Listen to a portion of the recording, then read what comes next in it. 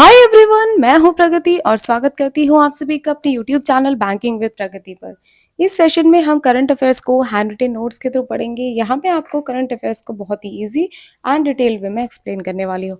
तो आइए आज हम पढ़ते हैं 13 अप्रैल 2024 का कंप्लीट करंट अफेयर्स। तो इसमें हमारा फर्स्ट न्यूज़ है इंडेक्स एंड रिपोर्ट्स के मामले में। ठीक है, तो यहाँ पे जो रिपोर्ट आई है वो है वाडा की रिपोर्ट है, world anti doping agency report. ठीक है, किसने पब्लिश की है? World anti doping agency. ठीक है, इसने ये रिपोर्ट पब्लिश की है। ये क्या करती है? बेसिकली ये कंट्रीज को एनालिसिस करती है। ठीक है, कंट्रीज का इवैल्यूएशन करती है किस बेस पे कि वहां पे जैसे एथलीट्स के लिए कुछ सब्सटेंसेस बैंड होते हैं। ठीक है, लेकिन स्टिल वो अगर यूज कर रहे हैं उस चीज का, ठीक है, तो उस बेस पे एनालिसिस करती है कि कौन सी कंट्रीज हैं जहाँ पे हाईएस्ट नंबर ऑफ एथलीट्स हैं। ठीक है, जो कि बैंड सब्सटेंसेस हैं उसके बाद भी वो पॉजिटिव आए हैं। ठीक है, तो इंडिया की बात करें तो इंडिया में highest percentage of doping offenders. ठीक है, इंडिया में सबसे ज्यादा ऐसे एथलीट्स हैं जो कि डोपिंग का मतलब वो किया है उन्होंने। ठीक है, चाइना में सबसे ज्यादा सैंपल्स टेस्ट करे गए हैं। ठीक है, तो अगर हम बात करें टॉप 5 डोप ऑफेंडिंग कंट्रीज की, तो यहाँ पे फर्स्ट नंबर पे आया है इंडिया। इंडिया में 4064 सैंपल टेस्ट हुए हैं जिसमें से 127 पॉजिटिव आए हैं। ठीक है, एंड कितना परसेंट डोप चीट निकला है? 3.2%। अगला है हमारा साउथ अफ्रीका। ठीक है, सेकंड रैंक आई है साउथ अफ्रीका की।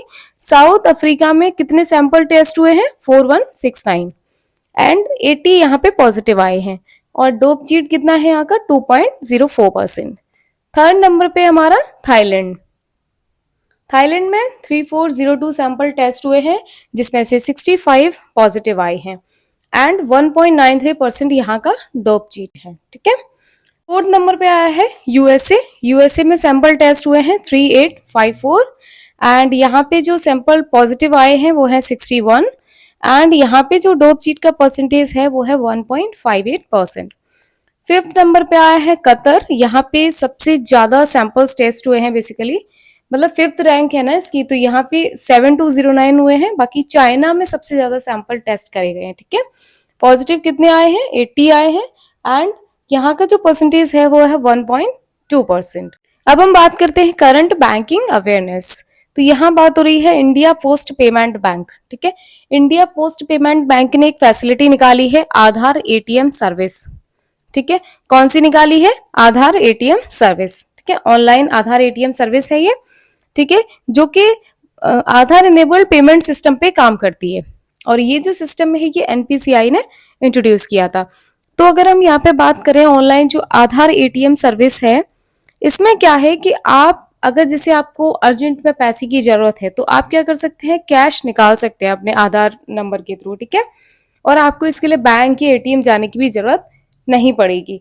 अगर हम बात करें आधार इनेबल्ड पेमेंट सिस्टम, इसमें क्या होता है कि जो भी कोई भी इंडिविजुअल है तो वो क्या कर सकता है, उसका जो आधार लिंक्ड अकाउंट है ना उससे पेमेंट कर सकता है, उससे कैश निकाल सकता है या फिर कोई भी पेमेंट कर सकता है मैं बायोमेट्रिक के थ्रू। ठीक है, यानी कि अगर आपके पास आपका आधार कार्ड है तो आप उससे कैश निकाल सकते हैं। ठीक है, आधार एटीएम सर्विस फैसिलिटी आपका बायोमेट्रिक वो मैच करेगा, तो जो भी अकाउंट से आधार कार्ड लिंक रहेगा, जिस भी अकाउंट से लिंक रहेगा तो आप कैश निकाल सकते हैं थ्रू आधार एटीएम। ठीक है, इसमें आपको आधार कार्ड की जरूरत पड़ेगी।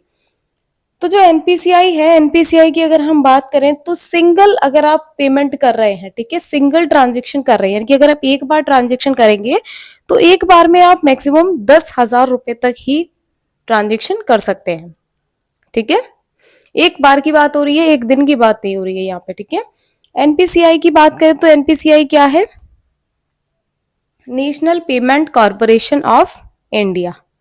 तो इसका 2008 में बना था ये और इसका हेडक्वार्टर मुंबई में है। इसके एमडी एंड सीईओ हैं Dilip Asbe and non executive chairman है विश्व मोहन मोहापात्रा। वहीं अगर हम बात करें आधार इनेबल्ड पेमेंट सिस्टम जो है, इसमें कौन कौन सी सर्विसेज प्रोवाइड की जाती हैं। ठीक है, तो यहाँ पे आप क्या कर सकते हैं? कैश विड्रॉ कर सकते हैं इजीली। ठीक है, एंड आपको अगर बैलेंस इंक्वायरी करना है तो बैलेंस इंक्वायरी कर सकते हैं, मिनी स्टेटमेंट निकाल सकते हैं या फिर ठीक है आधार का यूज कर सकते हैं आधार फंड ट्रांसफर के लिए। हम लोग बात करते हैं IPPB, India post payment bank की। ये बना था 2017 में और इसका हेडक्वार्टर न्यू दिल्ली में है। ठीक है, एमडी एंड सीईओ है जे वेंकट रामू। अगला न्यूज है हमारा NIIF। NIIF क्या है? National investment and infrastructure fund. ठीक है, इन्होंने $200 मिलियन इन्वेस्ट किया है इन आई बस network and infrastructure private limited. ठीक है, आई बस करके एक कंपनी है, इसमें इन्होंने $200 मिलियन इन्वेस्ट किया है।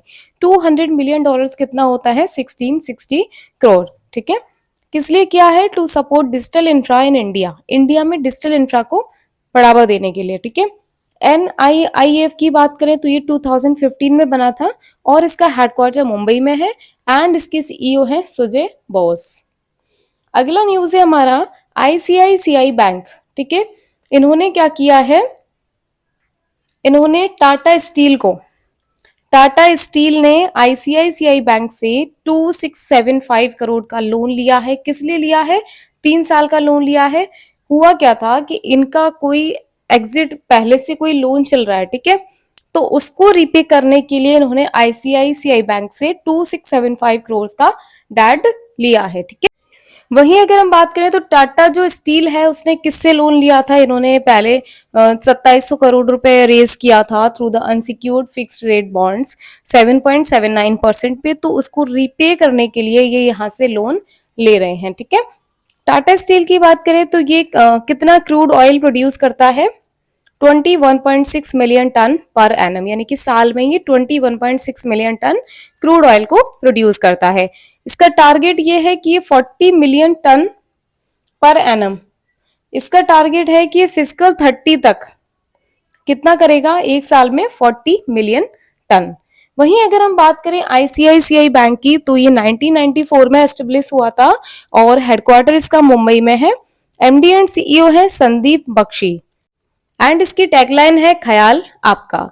अगला न्यूज है हमारा नेशनल अफेयर्स। तो यहाँ पे बात हो रही है GI प्रोडक्ट्स की। ठीक है, ऐसे प्रोडक्ट्स जो कि GI रजिस्टर्ड हैं। GI क्या है? जियोग्राफिकल इंडिकेशंस, यानी कि ऐसा होता है कि कोई पर्टिकुलर लोकेशन है, वहां का कोई प्रोडक्ट्स बहुत ज्यादा फेमस है तो उसको GI टैग अलॉट कर दिया जाता है। तो वहीं अगर हम बात करें तो इंडिया में कितने प्रोडक्ट्स हैं जो कि GI रजिस्टर्ड हैं? वो है हमारे पास 600 प्लस। ठीक है, यूपी जो है उत्तर प्रदेश, यहाँ पे सबसे ज्यादा GI रजिस्टर्ड प्रोडक्ट्स हैं। ठीक है, कितने हैं? 69। सेकेंड नंबर पे हमारा तमिलनाडु है, तमिलनाडु में 58 GI रजिस्टर्ड प्रोडक्ट्स हैं। हम यूपी की बात करें तो यूपी में भी कौन सा सिटी है? वाराणसी। वाराणसी जो है यूपी का, यहाँ पे सबसे ज्यादा प्रोडक्ट्स हैं जिनको GI टैग मिला है। कितने हैं? अकेले टोटल यहाँ पे 69 थे, उसमें से अकेले 30 तो वाराणसी के ही हैं। ठीक है, जिसमें कि आपका बनारस ठंडाई, बनारस सहनाई, बनारस का तबला, बनारस लाल पेड़ा, बनारस मुरल पेंटिंग, ये सब इसमें इंक्लूडेड हैं। ठीक है, वहीं अगर हम बात करें 2023-24 जो अभी ईयर निकल के गया है 2023-24, इसमें 160 प्रोडक्ट्स को GI टैग दिया गया है। ठीक है, जिसमें से 63 GI टैग्स जो हैं वो अब 30 मार्च 2024 को दिए गए थे। ठीक है, अगला न्यूज है हमारा मिनिस्ट्री ऑफ एक्सटर्नल अफेयर्स ने एक प्रपोजल निकाला है for India ports global limited के लिए। इन्होंने बोला है इंडिया पोर्ट्स ग्लोबल लिमिटेड को कि आप जो है जो सितवे पोर्ट है उसके ऑपरेशंस को आप टेक ओवर कर सकते हैं, यानी कि आप इसका आप मैनेज करेंगे, मैनेजमेंट आप ही करेंगे। इसको कौन करेगा? India ports global limited. तो ये कहाँ पे है सितवे एयरपोर्ट? ये म्यांमार, जो रैखिन म्यांमार है, इसकी जो कलादन रिवर एक्चुरी है यहाँ पे ये स्थित है। ठीक है, सितवे पोर्ट है, ये बना था as a part of Kaladan multimodal transit transport project. ठीक है, इसके तहत ये बना था जो कि इंडियन फाइनेंशियल असिस्टेंट के अंदर आता है। ठीक है, अगला हम पढ़ते हैं इंटरनेशनल अफेयर्स। तो यहाँ पे चाइना बना है primary importer of Russian crude oil bye sea routes. ठीक है, अगर हम बात करें रशिया से क्रूड ऑयल मंगाने की तो उस केस में चाइना ऐसा कंट्री है जिसने सबसे ज्यादा इंपोर्ट किया है। ठीक है, कौन सी कैसे किया है? बाय सी रूट्स, समुद्र के रास्ते। ठीक है, तो चाइना ने कितना किया है? एक दिन में 1.82 मिलियन बैरल्स, मार्च मंथ की बात हो रही है, इन्होंने 1.82 मिलियन बैरल्स इंपोर्ट किया है। वहीं इंडिया जो है, इंडिया ने 1.36 मिलियन बैरल्स इंपोर्ट किया है। ठीक है, नेक्स्ट है हमारा न्यू अपॉइंटमेंट्स। तो यहाँ हम बात करते हैं हरेंद्र सिंह। ठीक है, ये बने हैं senior national women's hockey team के कोच बने हैं, ठीक है। ये कौन है? ये इंडिया के फॉर्मर हॉकी प्लेयर हैं एंड इनको द्रोणाचार्य अवार्ड भी मिला था। हरेंद्र सिंह ने किसको रिप्लेस किया है? जानकी स्कॉपमैन, ठीक है। ये फॉर्मर हॉकी प्लेयर हैं, ये डच से बिलोंग करते हैं। अगर हम बात करें हॉकी इंडिया की तो ये 2009 में बना था और इसका हेडक्वार्टर दिल्ली में है। इसके प्रेसिडेंट हैं दिलीप तिर्की। अगला न्यूज़ है हमारा लिंडी कैमरन। लिंडी कैमरन ये first women British high commissioner हैं, इंडिया के लिए बनी है एंड ये रिप्लेस करेंगी एलेक्स एलिस सीएमजी, ठीक है। अगला न्यूज़ है हमारा मनोज मित्तल बने हैं chairman and managing director at SIDBI small industries development bank of India, ठीक है। किसको रिप्लेस करेंगे? शिवा सुब्रमण्यम रमन, ठीक है। सिडबी कब बना था? ये 1990 में और इसका हेडक्वार्टर लखनऊ में है। अगला न्यूज है हमारा संजय शुक्ला। संजय शुक्ला बने हैं managing director of national housing bank, ठीक है। NHB नेशनल हाउसिंग बैंक के मैनेजिंग डायरेक्टर बने हैं संजय शुक्ला। किसको रिप्लेस करेंगे? शारदा कुमार होता। अगला न्यूज है हमारा important agreements and deal signed. तो यहाँ बात हो रही है एयर इंडिया की एंड बैंगलोर इंटरनेशनल एयरपोर्ट की, ठीक है। दोनों ने डील साइन की है। ये बना रहे हैं बैंगलोर को एक एविएशन हब, ठीक है। सदर्न इंडिया के लिए बोल रहे हैं कि हम बैंगलोर को एज अ एविएशन हब बनाने जा रहे हैं। एयर इंडिया की बात करें तो 1953 में बना था और इसका हेडक्वार्टर दिल्ली में है। CEO है कैम्पबेल विल्सन। अगला न्यूज है हमारा यूएस नेवी। यूएस की नेवी ने कोचिन शिपयार्ड लिमिटेड से टाई अप किया है और इन्होंने एक एग्रीमेंट साइन किया है जिसका नाम है मास्टर शिपयार्ड रिपेयर एग्रीमेंट, ठीक है। तो ये जो एग्रीमेंट साइन हुआ है बेसिकली ये एक नॉन फाइनेंशियल एग्रीमेंट है। इसमें फाइनेंशियल कोई इन्वॉल्व नहीं है, पैसे का कोई इंक्लूजन नहीं है। एंड ये जो एग्रीमेंट है ये स्टार्ट हो जाएगा फ्रॉम 5 अप्रैल 2024, ठीक है। किस लिए किया गया है ये agreement? To repair the vessels under the US navy's military sealift command, ठीक है। इसके अंदर जो भी वेसल्स आएंगे उनको रिपेयर करने के लिए एग्रीमेंट किया गया है साइन, ठीक है। अगला न्यूज है हमारा डिफेंस एक्टिविटीज। यहाँ पढ़ते हैं इसराइल ने बनाया है एक शिप माउंटेड डिफेंस सिस्टम, ठीक है, जिसका नाम है सी डोम। सी डोम क्या है? ये बेसिकली इसराइल का जो आयरन डोम एयर डिफेंस सिस्टम है ना, उसी का ये नेवल वर्जन है, ठीक है। जिसका काम क्या रहेगा? जो भी रॉकेट या मिसाइल अटैक्स रहेंगे उसके लिए एक सील्ड की तरह काम करेगा, ठीक है। एज अ कवर की तरह उसके लिए काम करेगा। किस पे माउंटेड है ये? SAR 6 क्लास कॉर्वेट्स के ऊपर, ठीक है। किसने डेवलप किया है? Rafael advanced defence system. अगर हम बात करें इसराइल की तो इसराइल की कैपिटल जेरूसलम है। करेंसी यहाँ की इजरायली न्यू शेकल एंड यहाँ के प्रेसिडेंट हैं इसाक हर्जोग। अगला हम पढ़ते हैं अवार्ड्स एंड ओनर्स। तो यहाँ बात हो रही है अवार्ड है फॉर स्पेस एक्सप्लोरेशन। ये अवार्ड मिला है जॉन एल जैक, ठीक है। जॉन एल जैक इनको मिला है Swigert junior award for space exploration. ये दिया गया है, ये टोटल ये कंप्लीट जो है ना ये अवार्ड का नाम है, ठीक है।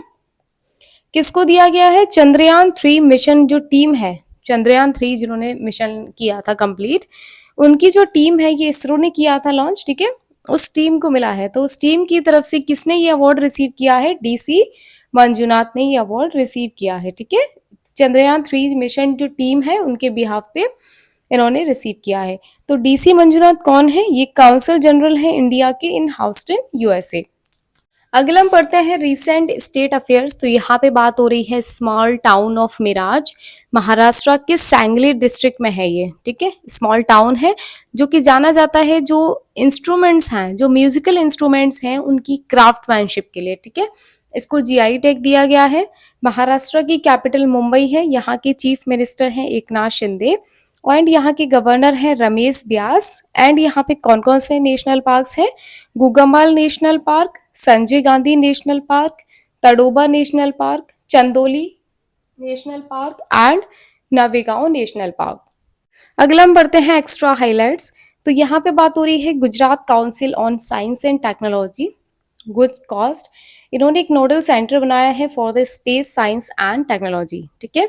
इसके लिए बाकी ये जो स्टार्ट प्रोग्राम है, अंडर स्टार्ट प्रोग्राम गुजकोस्ट विल होस्ट लाइव क्लासेस।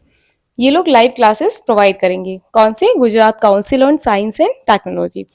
तो अगर हम बात करें स्टार्ट प्रोग्राम की, ठीक है, तो ये लॉन्च किया था इसरो ने इसरो ने लॉन्च किया था, बेसिकली ऑनलाइन ट्रेनिंग प्रोग्राम है जिसका नाम है स्टार्ट। का फुल फॉर्म क्या है? Space science and technology awareness training. ठीक है, जिसका काम ये था कि जो पोस्ट ग्रेजुएट हैं या फिर जो फाइनल ईयर के अंडर ग्रेजुएट स्टूडेंट्स हैं फिजिकल साइंसेस एंड टेक्नोलॉजी के, उनको टारगेट किया गया है इसमें। ठीक है, बेसिकली ये इसरो का ही है। इनका मेन मिशन ये था कि जो इंडिया के स्टूडेंट्स हैं उनको एज अ प्रोफेशनल बनाया जाए स्पेस साइंस एंड टेक्नोलॉजी में। ठीक है, तो इसके लिए यहाँ पे Gujarat council on science and tech, ठीक है, इन्होंने एक नोडल सेंटर बनाया है एंड यहाँ पे ये लोग लाइव क्लासेस होस्ट करेंगे। 4 रीजनल सेंटर्स कौन कौन से हैं? राजकोट, पठान, भावनगर एंड भुज। तो इसी के साथ हम सेशन को खत्म करते हैं। Thank you guys for attending the session. अगर आपको सेशन अच्छा लगा हो तो वीडियो को लाइक करें एंड मेरे चैनल को सब्सक्राइब करें। ऑल्सो बेल आइकन को प्रेस करें जिससे कि आने वाले क्लासेस की अपडेट्स आपसे मिस ना हो।